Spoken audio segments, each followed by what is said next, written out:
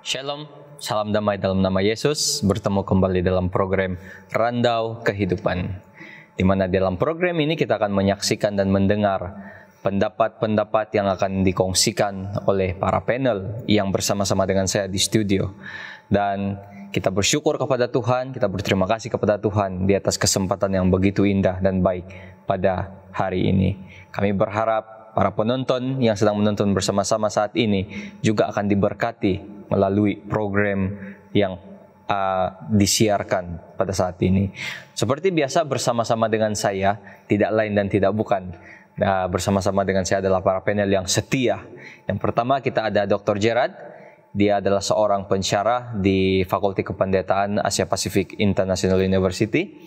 Kita ada Pastor Brian Scott yang ketika ini melayani di Hope Channel Southeast Asia.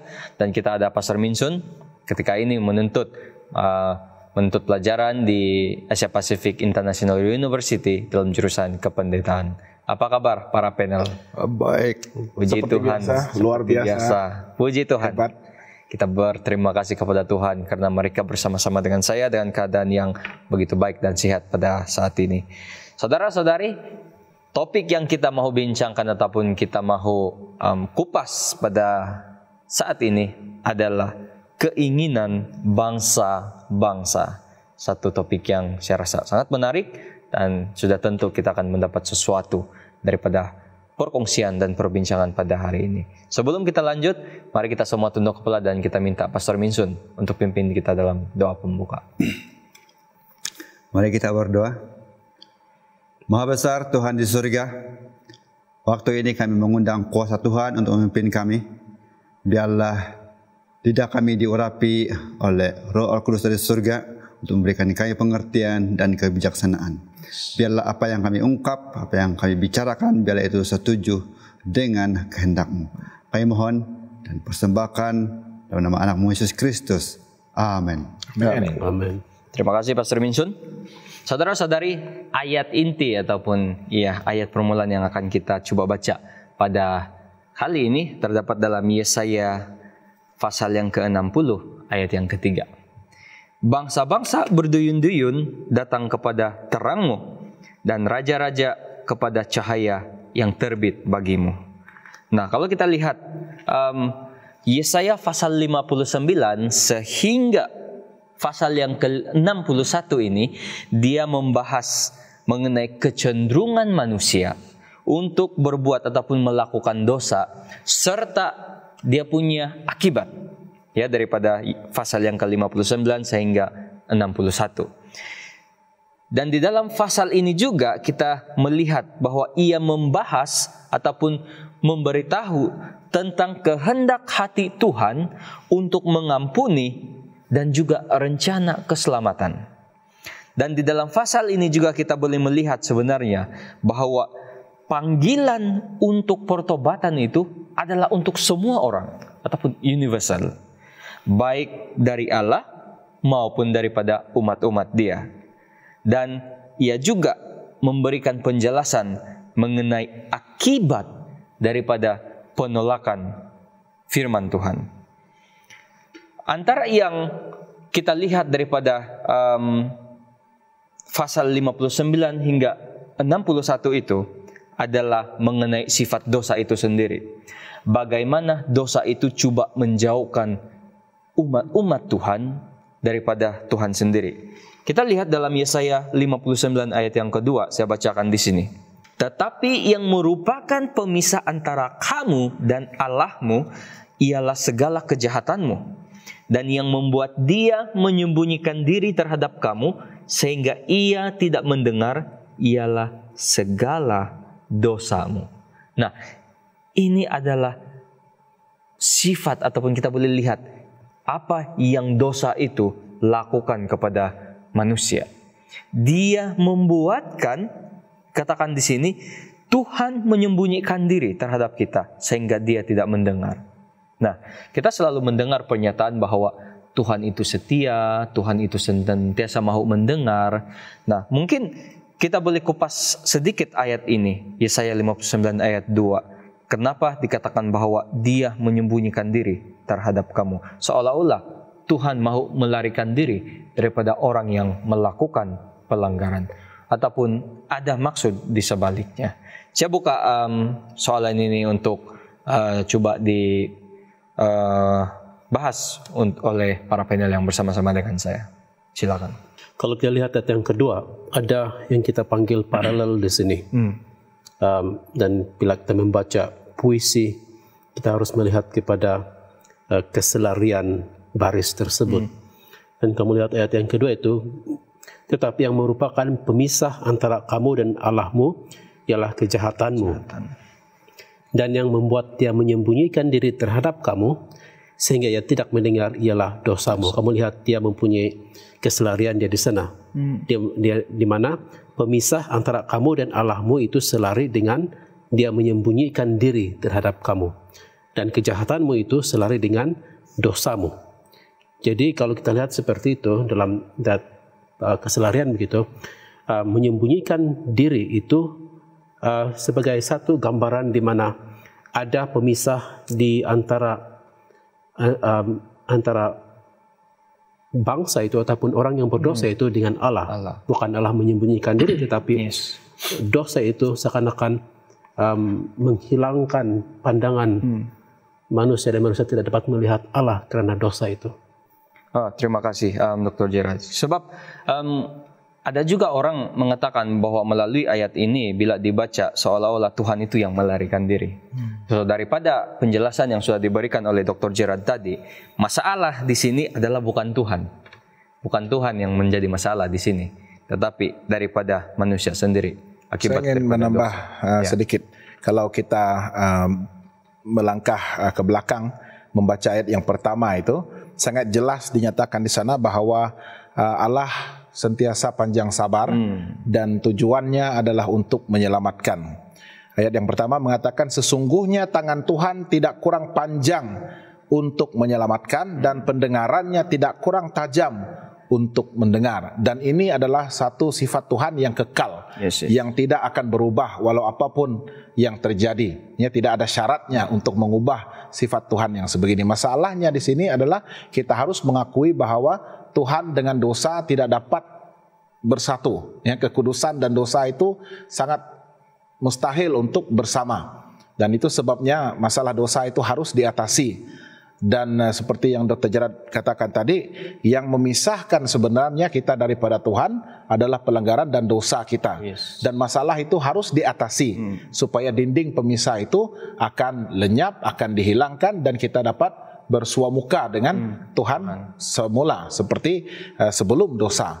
Dan kita bersyukur karena Yesus merupakan jalan penyelesaian itu, di mana kematiannya dan iman kita dan juga perhubungan pribadi kita dengan Dia telah menjembatani jurang pemisah itu, sehingga kita boleh menghadap Tuhan dan boleh merasai keberadaannya bersama-sama dengan kita, kepenuhan janjinya dalam ayat yang pertama itu. So mungkin ini sekadar satu kiasan untuk menegur kita bahwa selagi kita tidak menyelesaikan masalah dosa kita, sangat sukar untuk kita tolerate ataupun kompromi ya kekudusan Tuhan itu untuk menerima dosa. Tuhan mengasihi orang yang berdosa, tetapi bagi Dia dosa itu adalah dosa yang perlu dihapuskan. Ya. Terima kasih Pastor Brian. Daripada pendapat yang sudah Pastor Brian kongsikan sebentar tadi, kita lihat bahwa apabila kita terus mahu menyerahkan diri kita kepada dosa dan kita tidak mau datang kepada Tuhan, kita coba untuk mendiamkan Roh Kudus itu yang berusaha mahu membuatkan kita berbalik kepada Tuhan. Dan apabila kita terus membiarkan diri kita bergelumang dengan dosa, maka akan ada penghalang yang tidak dapat diatasi antara Tuhan dan juga individu itu sendiri. So, Pastor Minson mungkin ada tambahan dalam. Saya hanya menambahkan beberapa poin saja. Dosa ini membuatkan kita disconnect dengan Tuhan. Dan apa yang membuatkan kita dapat menyambung semula apabila kita membebaskan diri kita daripada dosa itu. Jadi sekuat apapun kita berdoa, kita mencari Tuhan, kalau dosa itu belum kita selesaikan dalam diri kita, ini menjadi masalah yang sukar kita atasi. Terima kasih Pastor Minsun. Dan ada sesuatu juga yang menarik ya di dalam topik ini mengenai, tadi kita sudah bicarakan mengenai dosa, sifat dosa itu sendiri, apa yang dosa itu boleh buat, dan apa yang harus kita lakukan supaya kita dapat bersemuka dengan Tuhan, dan apa yang perlu kita lakukan supaya barrier itu antara kita dengan Tuhan, yang pemisah antara kita dengan Tuhan dapat dibuang. Nah, kita lihat di dalam Yesaya 59 ayat 20 nih, kita boleh melihat bagaimana pengampunan itu ditawarkan. Banyak juga kita mendengar, kita melihat bahwa orang yang mau datang kepada Tuhan, ada sahaja yang menjadi penghalang mereka, dan salah satunya adalah karena kehidupan masa lalu. So kita lihat di sini bahwa pengampunan itu senantiasa ada dan ditawarkan oleh Tuhan. Kita lihat dalam Yesaya 59 ayat 20, saya ingin baca di sini. Dan Ia akan datang sebagai penebus untuk Sion dan untuk orang-orang Yakub yang bertobat dari pemberontakannya. Demikianlah firman Tuhan. Yesaya 59 ayat 20. Nah, mungkin kita boleh bahas ini ataupun kongsikan sebenarnya apa sebenarnya inti daripada penebusan yang ditawarkan di sini. Mungkin kita bermula daripada Dr. Gerard. Penebus yang datang ke Sion dalam ayat yang ke-20 ini adalah dia yang satu-satunya yang mampu menyelamatkan Yakub ataupun Israel. Sebab orang Israel sudah berdosa, mereka memerlukan penebus, maka dia datang ke Sion. Dan Sion ini adalah tempat bagi umat-umat Tuhan. Dia juga tempat di mana Tuhan itu berada dan tinggal, dan ini semua Sion boleh dilihat dari segi simbolik dan juga literal, dia semuanya di sana. Dan apabila kita melihat isi kandungan ataupun the essence of penyelamatan ataupun penebusan ini adalah ini, bahwa manusia ataupun orang Israel tidak mampu untuk menyelamatkan diri mereka daripada perhambaan dosa. Jadi mereka memerlukan seseorang yang boleh menyelamatkan mereka. Pada masa mereka, pada masa itu dan pada masa kita juga hari ini, penebusan ini merupakan satu tindakan Tuhan yang mengeluarkan kita daripada belenggu ataupun lumpur di mana kita bergelumang dengan dosa. Dan yang menarik di sini daripada pasal ke-59 sehinggalah pasal yang terakhir, even sebelum ini juga kita melihat ada yang dipanggil konsep New Covenant di sini. Okay, perjanjian ataupun perjanjian baru, New Covenant. Dia bukan di Yeremia saja tapi juga di sini. Dan keselamatan itu dilihat daripada sudut pandang New Creation, sudut pandang penciptaan baru ataupun penciptaan semula. Manusia dicipta semula, dari segi kehidupannya, hatinya dan sebagainya. Selain daripada manusia, Tuhan juga mencipta semula. Dan ini adalah keselamatan total. Bukan manusia sahaja, tetapi manusia diselamatkan daripada tempat dia bergelumang dengan dosa itu. Dan dia diletakkan di tempat yang baru. Itu sebab kita mempunyai new heaven and new earth. Dan mungkin kita akan kupas pada minggu depan. Yes. Terima kasih Dr. Jerome. Iya. Dan saya tertarik lagi dengan ayat di dalam Roma 3 ayat 12 ya, Pastor Brian. Dikatakan tidak ada yang berbuat baik, seorang pun tidak. So mungkin ada yang tertanya-tanya, apakah ada kemungkinan untuk seseorang itu langsung berhenti berbuat dosa untuk selamanya? Karena kalau based on Rome 3 verse 12 dikatakan tidak ada yang berbuat baik, seorang pun tidak. Bagaimana Pastor Brian? Ya, masalah dosa ini merupakan masalah global yang menjangkiti seluruh umat manusia. Bermula ketika manusia pertama itu telah membuat pilihan untuk melanggar perintah Tuhan. Dan hukuman dosa itu adalah kematian, dan ini adalah pasti. Itu sebabnya satu-satunya cara bagi menyelesaikan masalah dosa ini adalah untuk penebusan diadakan. Karena kita yang berdosa ini kita tidak dapat menebus diri sendiri. Perlu ada pihak ketiga yang datang untuk membayar harga yang sepatutnya dibayar oleh kita. Karena at the end of the day kita akan mati, ya. Karena upah dosa adalah maut. Dan apabila kita berbicara tentang keadaan manusia, faktanya adalah kita tidak akan dapat lari daripada dosa ini, ya. Karena dalam segala segi kehidupan kita, penurutan kita terhadap hawa nafsu dan daging ini sudah pastinya kecenderungan kita adalah sentiasa untuk berbuat dosa. Fikiran jahat dan juga kuasa kegelapan yang ada mengancam dan menyerang kehidupan kita, maka sangat mustahil, ya, untuk kita dapat melawan dosa ini kalau tidak ada pertolongan dan kekuatan daripada Tuhan. Dan bolehkah manusia itu akan satu hari nanti bebas daripada berbuat dosa? Saya percaya penyelesaiannya sudah ada. Ya, Yesus telah pun menggantikan kematian kita, dan oleh kerana iman dan percaya kita dan penerimaan kita terhadap Yesus sebagai Tuhan dan Juru Selamat, maka kita sudah dijanjikan kehidupan kekal. Dan Tuhan Yesus sudah pun menjanjikan akan mengirimkan seorang penolong, ya.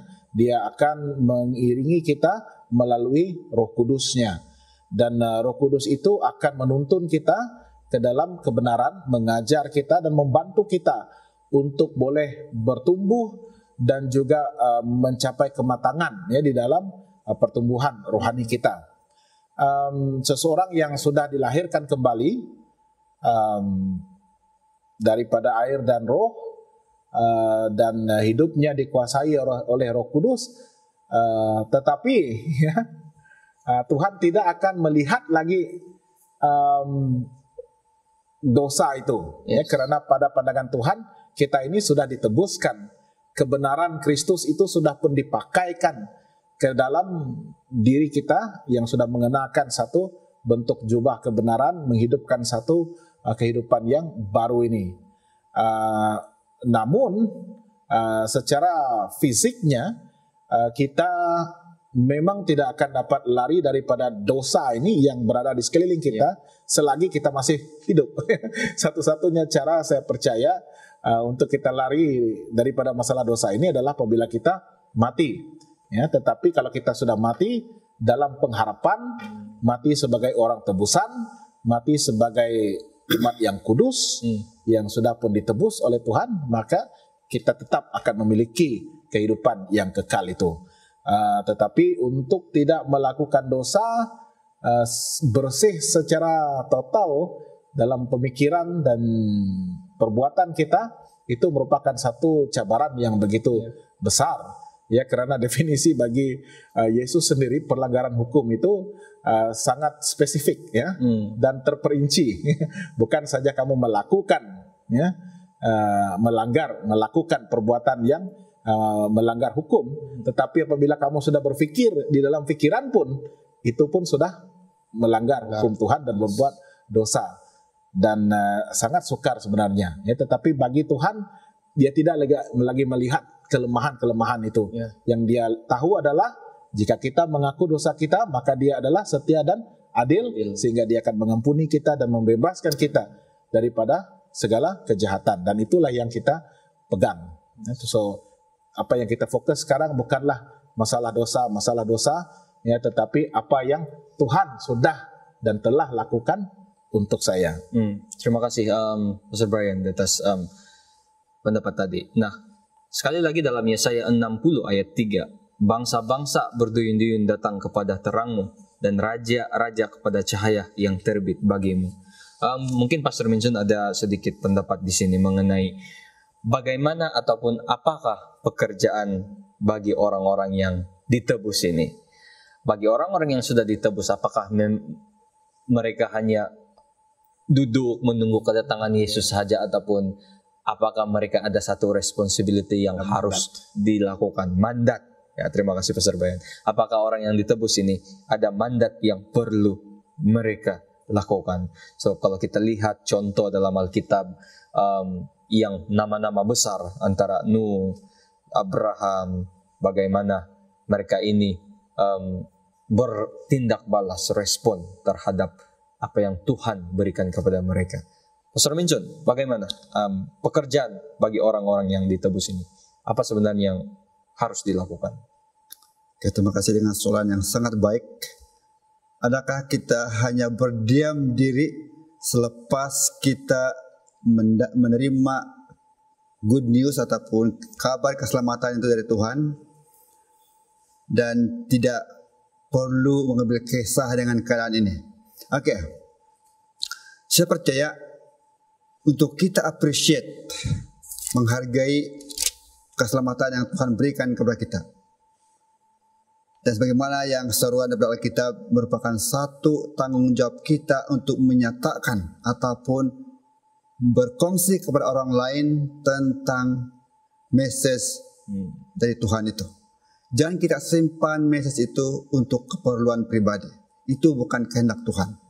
Adalah merupakan tanggung jawab kita untuk menyatakan itu kepada orang lain, supaya orang lain pun mendapat faedah daripada kabar baik tersebut. Karena Tuhan menyelamat bukan saja diri kita, tapi orang lain juga melalui perantaraan diri kita. Artinya kita turut bekerja untuk menyelamatkan orang lain dan diri kita adalah salurannya. Terima kasih Pastor Minchon untuk pendapat tadi.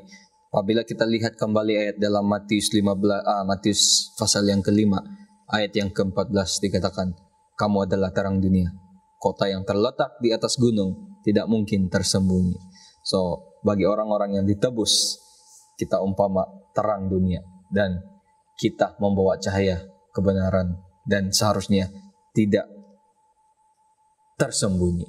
Cahaya itu harus kelihatan. Tiba-tiba saya teringat tentang satu kenyataan yang sebenarnya begitu unik tentang terang ini.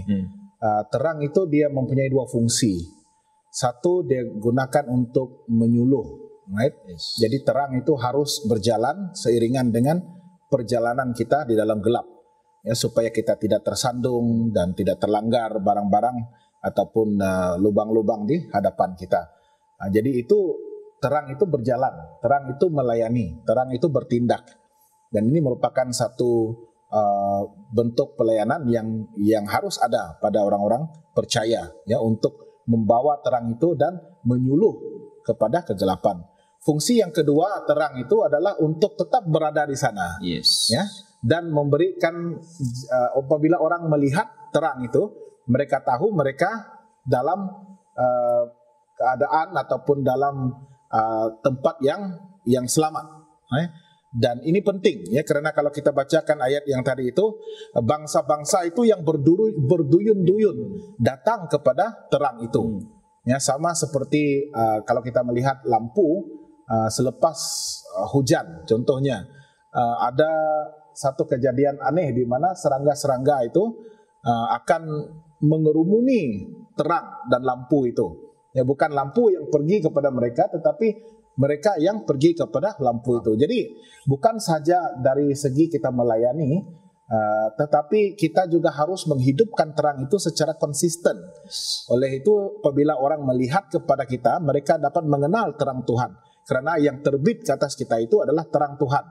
Dan mereka yang sebenarnya boleh datang kepada kita dan mungkin akan bertanya lebih lanjut, ya, kenapa kehidupan saudara berbeza?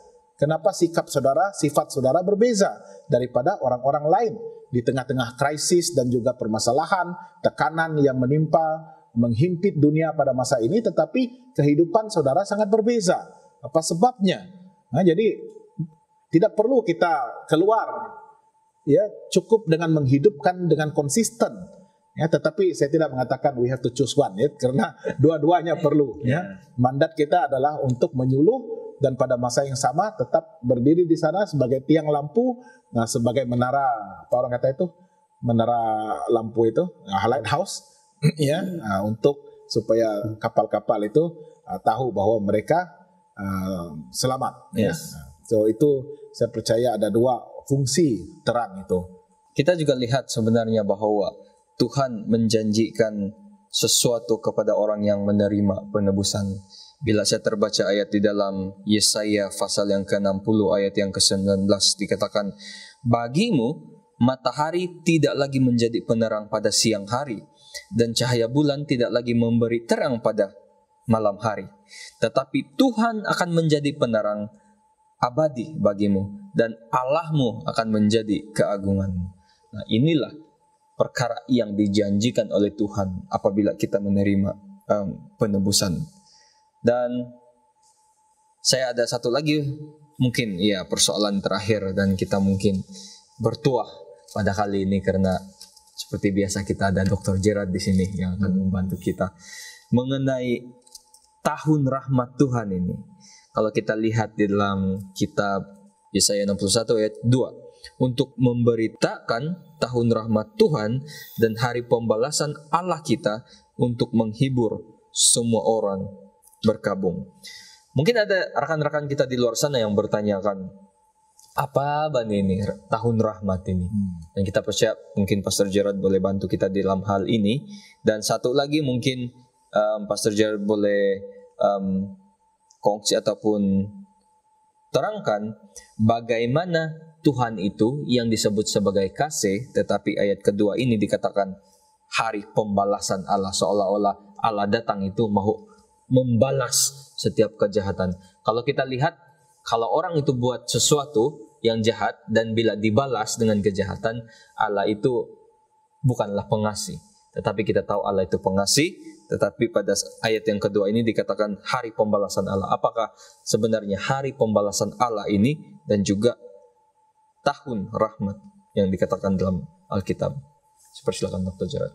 Tahun rahmat Allah boleh dirujuk ke Imamat 25. Dan saya pikir sekolah sahabat kita ada merujuk juga Imamat 25 itu, di mana tahun itu adalah tahun di mana semua yang telah diambil daripada seseorang atas dasar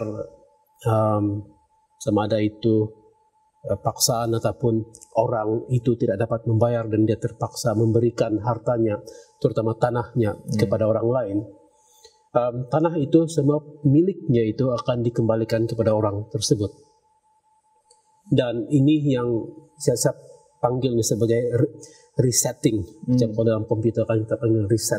Kalau tekan reset akan kembali kepada keadaan asalnya, di mana semua yang menjadi bebanan bagi seseorang itu akan seorang itu akan dilepaskan daripada kekangan, sebab dia tidak mempunyai pemilikan ataupun harta dia. Dan in a way implikasinya adalah orang itu terpaksa tunduk barangkali dan menjadi hamba kepada orang lain disebabkan itu semua. Rahmat Allah membebaskan, ataupun rahmat yang kita lihat dalam Imamat 25 itu yang kita panggil tahun Yobel. Yes. Pada tahun yang ke-50, semuanya harus di-reset ataupun dikembalikan kepada keadaan yang asal, dan itu adalah tahun rahmat. Dan itulah yang dilakukan oleh Tuhan di sini. Bangsa Israel yang pada masa ini telah dibelenggu sekian lama oleh dosa, oleh kegelapan, oleh mungkin secara fisikalnya bangsa yang menakluk mereka pada masa itu. Kedatangan Yesus akan reset itu. Kedatangan Yesus akan membebaskan mereka secara rohani. Secara fisikal mereka masih lagi di bawah pemerintahan Roma, tetapi mereka sekarang boleh dibebaskan sebab kerajaan Allah itu sudah datang dan dibebaskan secara spiritual. Dia di sana. Dan itu bukan saja pada masa itu, tapi pada masa hari ini juga. Dan ini dikiaskan dan dilambangkan sebagai pembebasan pada akhir zaman juga, di mana kita dibebaskan daripada dosa. Hak kita dikembalikan kepada kita. Keselamatan itu diberikan ciptaan semula diberikan kepada kita juga. Nah, apabila Tuhan mengembalikan itu, Dia akan membawa dia akan membawa pembalasan. Dia memberikan hak itu kembali kepada mereka yang perlu menerima itu. Tetapi bagi mereka yang telah menindas orang-orang Tuhan, Tuhan akan membela mereka yang telah ditindas, dan itu adalah hari pembalasan.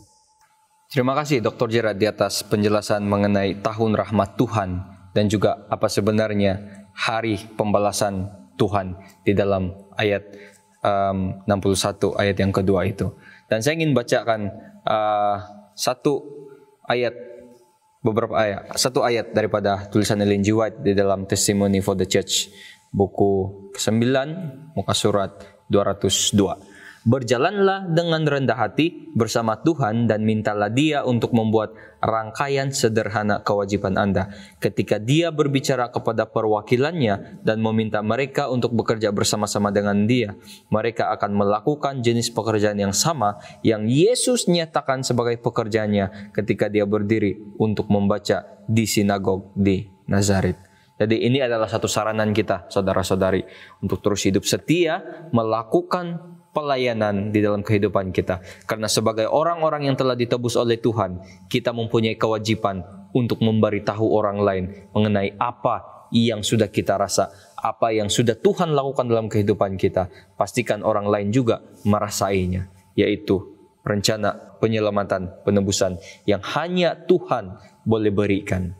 Terima kasih saudara-saudari di atas kesetiaan Anda bersama-sama dengan kami di dalam program pada hari ini. Dan juga terima kasih kepada para panel sudah memberikan pendapat-pendapat yang sangat baik yang saya percaya membantu kita dalam pertumbuhan rohani.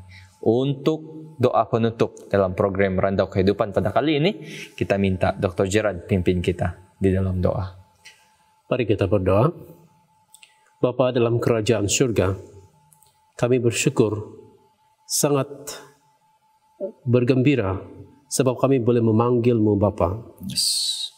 Dan apapun yang telah kami perbincangkan pada hari ini, kami pohon agar Roh Tuhan menyemat itu dalam hati, pikiran, dan kehidupan kami, memberkatinya sehingga kami boleh melihat terang Tuhan dan seterusnya berjalan dalam terang Tuhan dan seterusnya menjadi terang bagi Tuhan. Biarlah Tuhan memberkati para pendengar perbincangan ini. Biarlah semuanya diberkati dalam nama Yesus. Amin. Amin. Sekali lagi kami ingin mengundang saudara-saudari untuk bersama-sama dengan kami di dalam Rantau Kehidupan di episode yang akan datang. Tuhan memberkati kita semua.